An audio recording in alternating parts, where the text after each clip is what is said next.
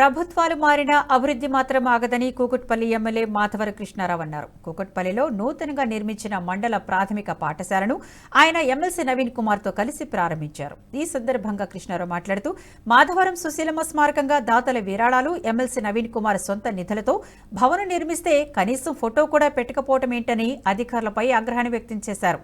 సిద్ధరావస్థకు చేరిన పాఠశాల భవనాల స్థానంలో నూతన భవనాలు నిర్మిస్తామని హామీ ఇచ్చారు. గొప్ప వాళ్ళు అయిపోయినటువంటి వాళ్ళందరూ ఈ పాఠశాల అభివృద్ధి కోసం నిరంతరం పని చేయడం కాదు, ప్రేమతో ఆత్మీయతో పనిచేస్తారు.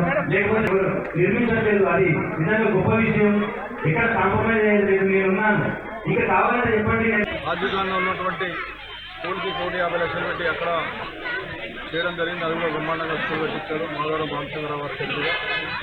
అదేవిధంగా girls Kukatpally girls college school కూడా 90 లక్షలతో ఈరోజు కంప్లీట్ చేస్తూ ఉన్నాం.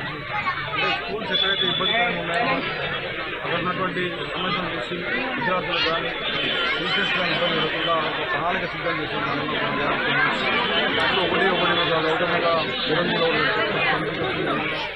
రాజధాని